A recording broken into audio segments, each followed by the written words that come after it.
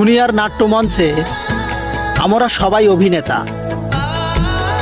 যে যার স্থান থেকে শুধু অভিনয় করেই যাচ্ছি।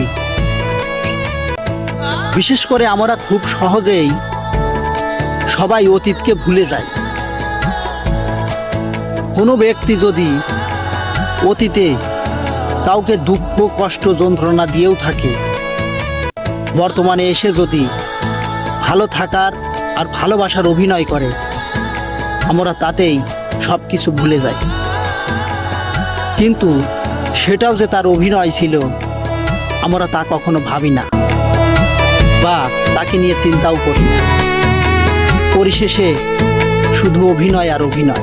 तेरा फितूर जब से चढ़ गया रे, तेरा फितूर जब से चढ़ गया रे।